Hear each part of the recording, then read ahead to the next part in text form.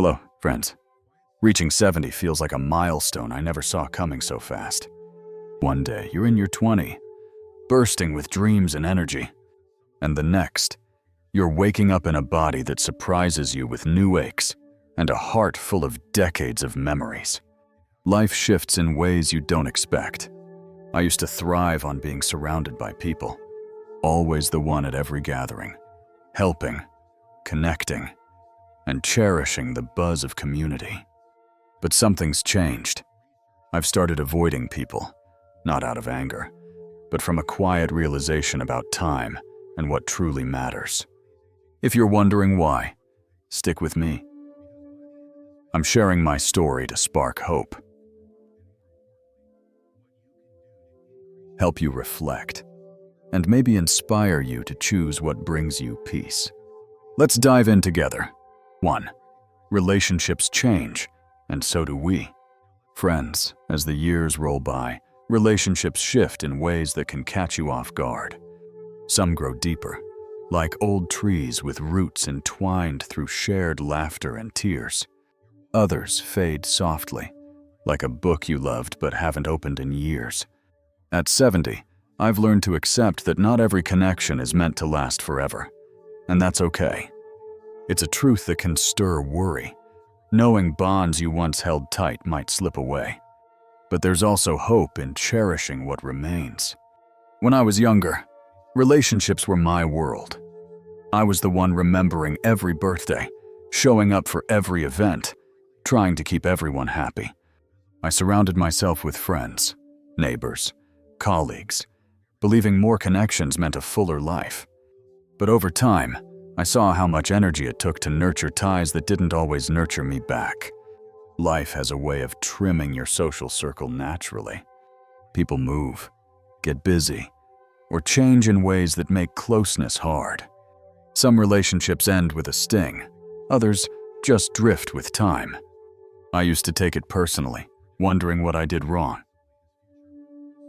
Now, I see it's just life's flow, pulling us in different directions. Studies in social psychology, like those from the University of Michigan, show that as we age, we naturally prioritize fewer, more meaningful relationships. This isn't loss, it's wisdom. The people who stay in your life at this stage often matter most. But it's not just others who change, we do too. I'm not the same person I was at 40 or even 60. I crave simplicity, kindness, authenticity, drama, one-sided friendships. I don't have the patience anymore. I used to think being there for everyone made me a good friend, but true relationships lift both sides. They don't drain you, they fill you. This lesson came with heartache. I've felt trust broken by people I loved, loyalty unreturned, kindness taken for granted. Those scars taught me boundaries, how to spot red flags, and to value my own well-being. Picture this. I think of a friend who was like family, now just a memory, or a relative whose path diverged from mine. It's bittersweet, but I'm grateful for what those ties gave me, even if they're gone. They shaped who I am. Now, I give my time to people who lift me up, not pull me down. It's a choice that brings peace. Research supports this. Studies in aging from Harvard show that strong reciprocal relationships boost emotional health in later years. I feel empathy for my younger self, stretching thin to please everyone. But I also feel hope, knowing I've built a smaller, stronger circle. Friends, this is your nudge to reflect. Let go of ties that weigh you down. Cherish those who truly see you. Life's too precious for anything less. Let's choose connections that make our hearts sing. 2. Time feels more precious than ever. Friends, at 70, time feels different, like a treasure I can't stop counting. When I was younger, time seemed endless, like a river that would never dry up. I'd spend hours in casual chats, relationships that fizzled out, or tasks that didn't spark joy, thinking there'd always be more days to spare. But now, every moment feels like a gift, and I'm protective of it. Studies, like those from psychologists at Stanford, show that as we age, our sense of time compresses, making us prioritize what truly matters. It's a wake-up call that can stir worry, knowing time is slipping away. Yet it's also freeing. Picture this. I'm sipping coffee in the quiet morning, the sunrise painting the sky, the warmth of the mug soothing my hands. Or I'm walking in the afternoon, leaves crunching under my feet, grateful my legs still carry me. Evenings find me in my favorite chair, reflecting on a life filled with lessons. These moments aren't grand, but they're rich. I used to think a full life meant a packed schedule, crowded with people and plans. But I've learned less can be more. Quality trumps quantity every time. This shift isn't just personal.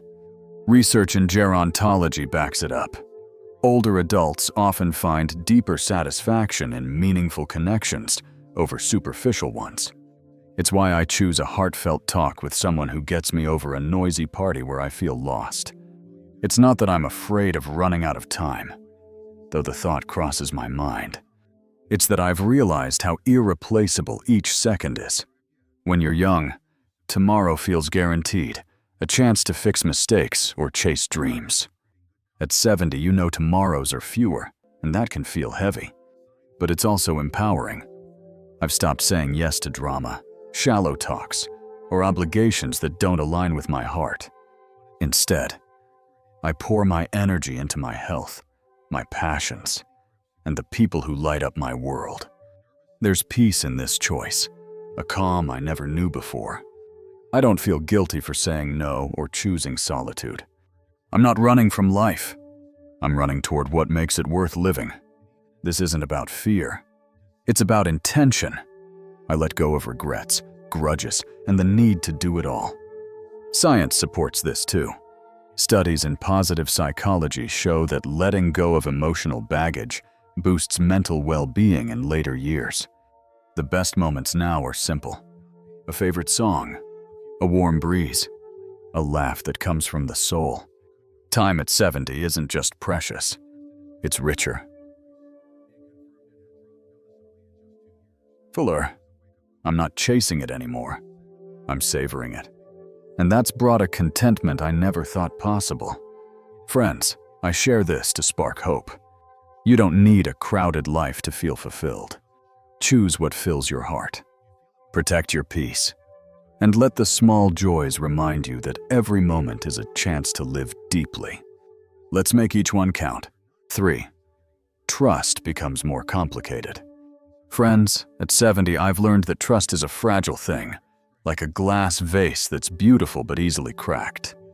When I was younger, I trusted freely, seeing the best in everyone. I believed people's intentions were as kind as my own. But life has a way of teaching hard lessons, and over the years, I've faced betrayals that left me cautious. It's a truth that can spark worry. Knowing trust can be broken by those you hold dear. Yet, there's hope in learning to trust wisely, and even in small moments of kindness that restore faith. I think back to a friend who cared more about what I could offer than who I was. Or a business partner who chose their gain over our shared dreams. Even family, for reasons I still don't fully grasp, sometimes drifted in ways that left me questioning. These moments hurt, like a sting that lingers. They made me wonder if I'd been naive. Studies in psychology, like those from the University of California, show that as we age, we become more selective with trust, shaped by experiences that teach us to guard our hearts. It's not bitterness, it's servul. Now, when someone new enters my life, I'm not quick to open up. I wonder, what do they want? What's their motive? It's not a mindset I love, but it's born from necessity. Yet, trust isn't just about others. It's about trusting yourself. I've learned to listen to my gut when something feels off, to walk away from toxic people, no matter how long they've been around, and to protect my heart without guilt. This shift brings peace, but it also brings a pang of sadness for the carefree trust I once had. Still, there's light in the darkness. I've met strangers who've surprised me with kindness. A passerby who helped me pick up dropped groceries. A neighbor who checks in during a storm. These moments, small as they are, remind me that trust isn't gone. It's just more careful. Research from social science journals, like those in the Journal of Gerontology, shows that older adults can rebuild trust through positive interactions even after betrayal. It's a delicate balance, not about building walls too high, but about crafting gates strong enough to keep out harm, open enough for love and connection. Friends, I share this to stir empathy for the scars we all carry and to spark hope that trust can still bloom, even if it's cautious. It's okay to protect yourself, to choose who earns your faith. Let's be inspired to trust our instincts, to nurture bonds with those who show true care, and to stay open to the small acts of kindness that remind us the world still holds good. Trust may be complicated, but it's worth building, one careful step at a time. 4. The world feels different now. Friends. At 70, the world feels like a stranger compared to the one I grew up in. It's not just the speed of life or the new gadgets, it's the way we connect, or sometimes don't. This shift can stir worry, a pang for the warmth of simpler times. I remember when neighbors were like family, popping by for coffee, knowing each other's stories, offering help before you even asked. Families gathered not out of duty, but from love, with an ease that felt like home. Those days had a glow, a sense of belonging that didn't need constant effort. Now, it feels like everyone's racing, chasing success, recognition, or just trying to keep up. Conversations are hurried, as if we're all dodging an invisible deadline. Even family ties can feel stretched thin by distance, both physical and emotional. Technology, for all its wonders, plays a role. I'm grateful I can video call my grandkids or message old friends. But screens can't replace the warmth of a real moment, the way a voice softens in person, the spark in someone's eyes. Studies from the Pew Research Center show that while technology connects us, it can also deepen feelings of isolation, especially for older adults. The constant buzz of notifications, news, and scrolling can feel like a noisy, lonely world. I often want to step back, turn off my phone, and sink into the quiet of my own thoughts. It's not just the pace, it's the values. The world I knew prized honesty, kindness, community. Those still exist, but they're harder to spot amidst the clamor of self-promotion and competition. I miss the grounded connections of the past, when time together felt sacred, not rushed. Research in sociology, like studies from the University of Chicago, suggests that social cohesion has weakened over decades, with fewer people feeling deeply tied to their communities. It's a shift that can make you long for what was. But I'm not bitter. I retreat not to reject the world, but to hold on to what still feels real. Nostalgia can soften the past, and I know it wasn't perfect. Every era has its struggles. Yet I choose to focus on what brings meaning now. I find hope in small acts of connection, like a neighbor's wave or a heartfelt chat with a loved one. These remind me that kindness endures. Friends, I share this to stir empathy for how the world's changes touch us all, and to spark hope that we can still find connection. Let's be inspired to slow down, to seek out genuine moments, to rebuild community in our own way. The world may feel different, but we can make it warmer, one kind act at a time. 5. Solitude isn't loneliness. Friends, at 70, I've discovered a truth that surprises me. Solitude isn't loneliness. When I was younger, being alone felt like a punishment, an empty space I'd rush to fill with people or noise. The thought of a quiet evening by myself seemed unbearable, as if solitude meant something was missing. That fear can stir worry, a concern that pulling away might leave you isolated. But now, I've learned solitude is a gift, a fullness that brings peace in ways I never expected. It's a lesson that fills me with hope. Picture this. I'm sitting by my window with a warm cup of tea, watching birds dance around the feeder. Their tiny wings a reminder of life's simple wonders. Or I'm walking in the morning, feeling the sun's gentle touch on my face. Each step a quiet gratitude.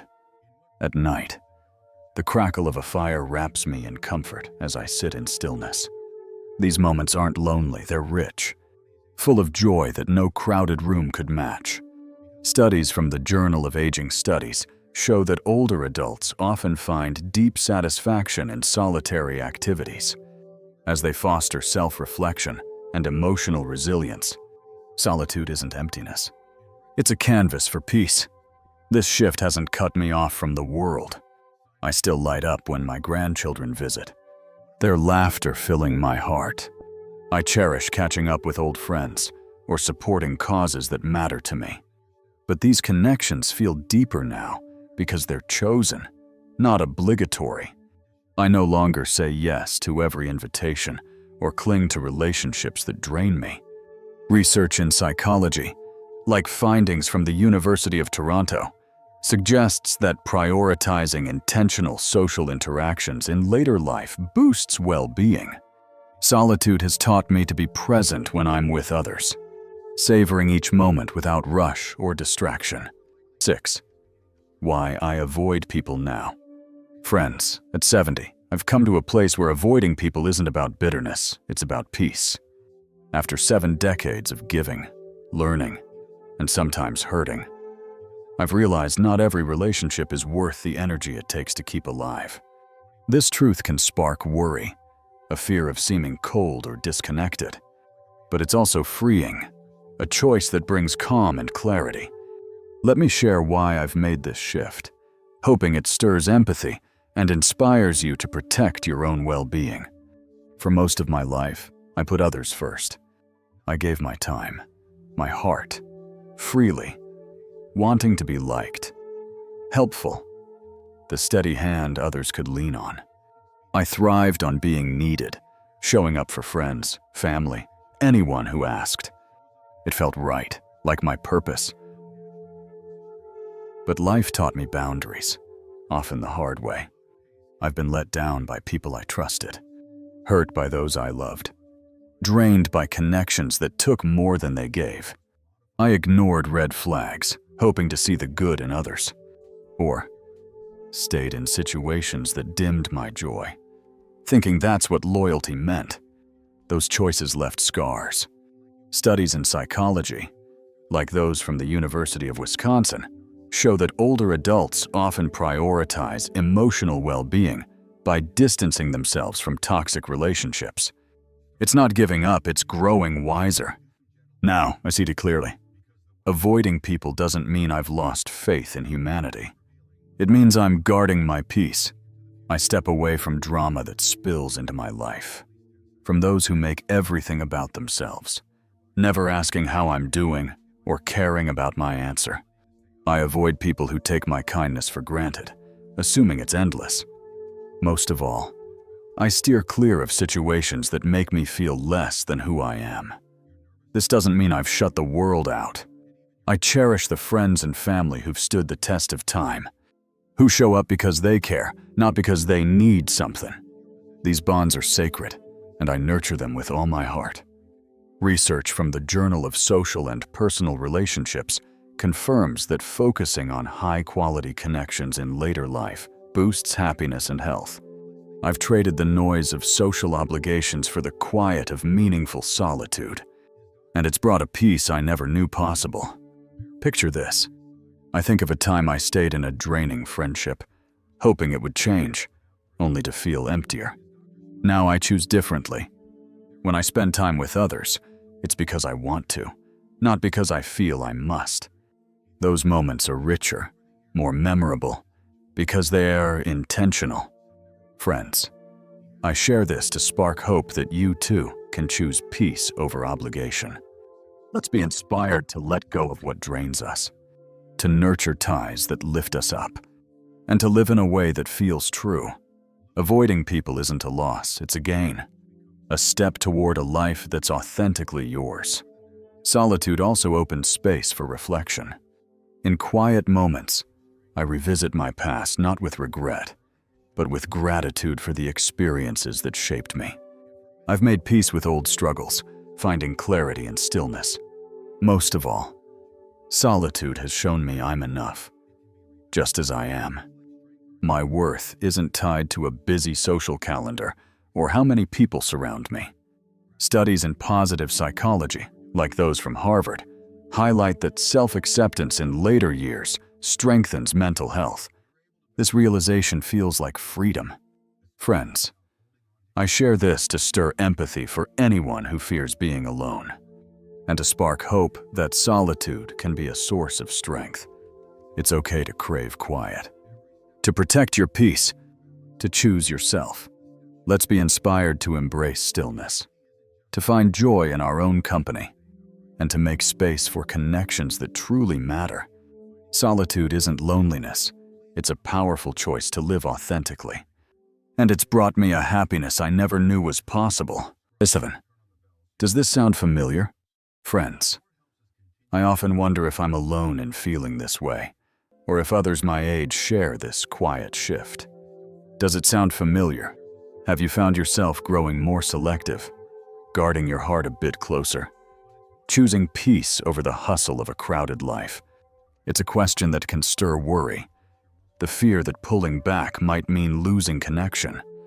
But it's also a chance for empathy, knowing we're not alone in this journey, and hope in finding freedom to live on our own terms.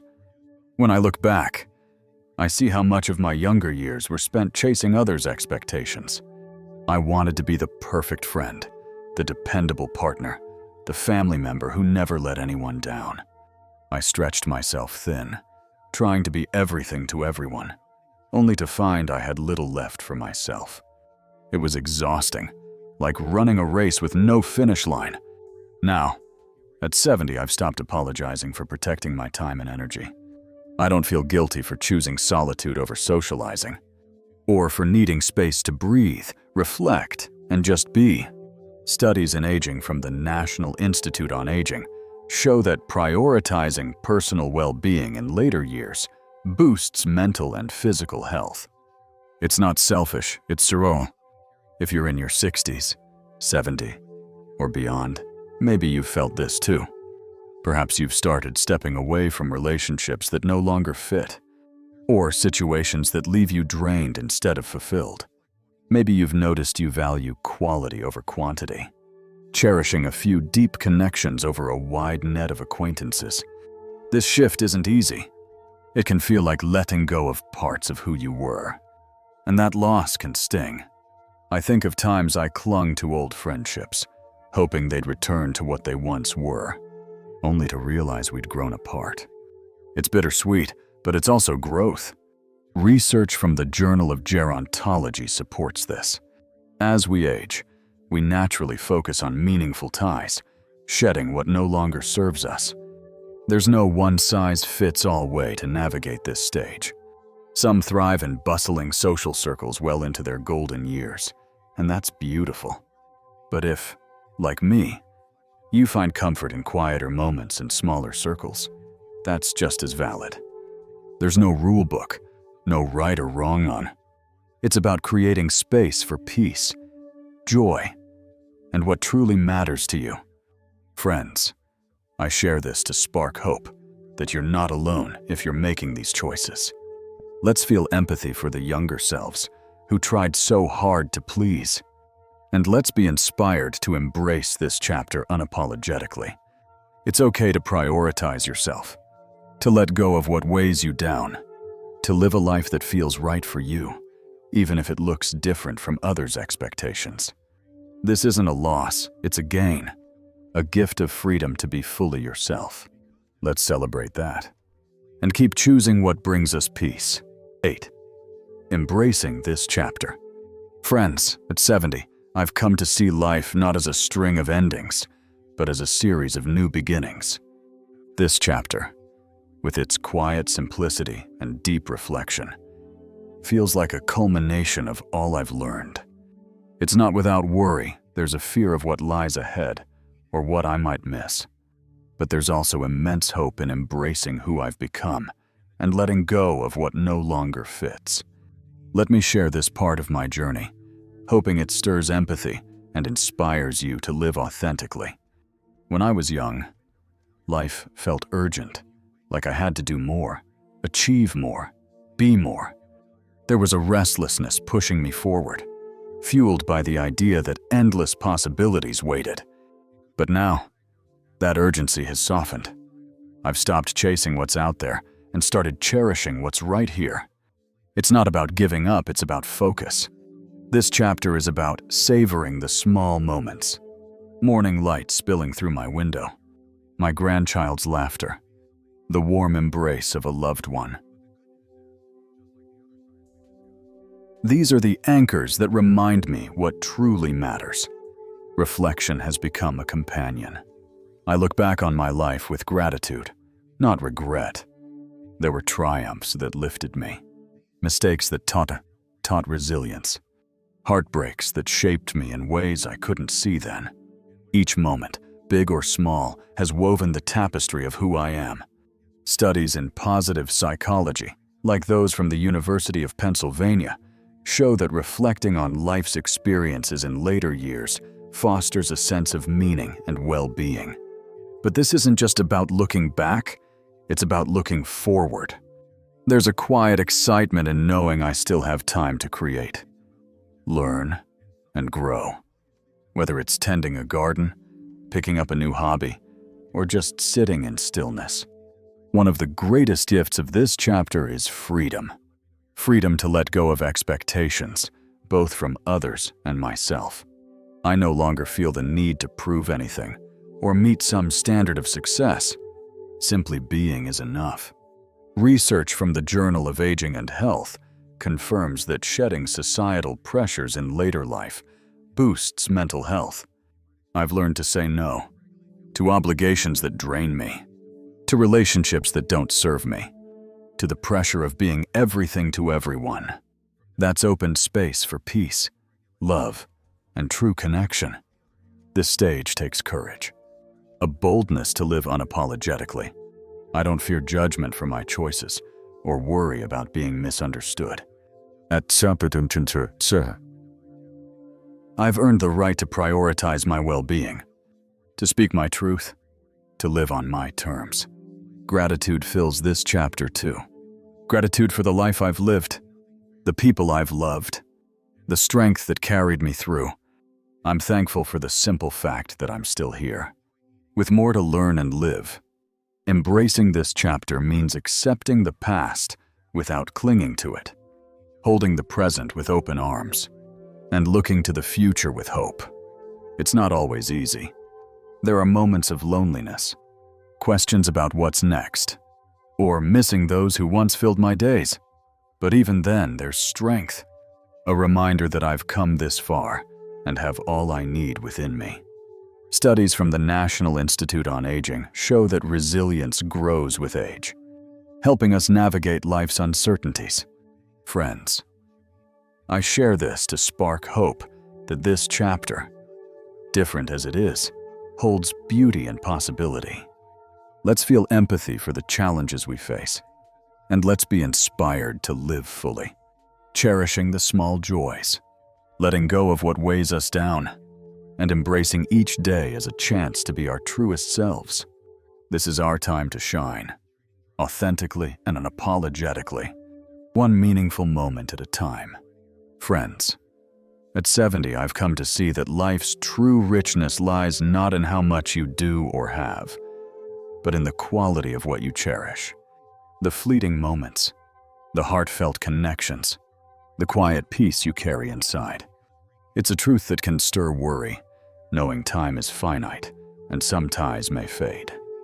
But it also sparks hope, showing joy in simplicity and strength in choosing what matters. Picture me in my favorite chair, reflecting on a life woven with love, lessons, and resilience. Grateful for every step. Studies from the Journal of Positive Psychology show that prioritizing meaningful experiences in later years boosts emotional well-being, grounding us in what's real. Avoiding people isn't about turning away from the world. It's about protecting the peace I've worked so hard to find. If you're on a similar path, know it's okay to shape a life that feels true to you. I share this to stir empathy for our shared journey, and to inspire you to embrace this chapter with courage, however it unfolds. Here's to living authentically, savoring every moment we're given. Thank you for being part of this story. Take a moment to reflect. What's one lesson you'll carry forward to live more fully? Let's support each other in this journey toward truth and contentment. If this resonated with you, please give it a thumbs up and hit that subscribe button to join our community for more stories like this. Keep shining, friends, and let's make every day count.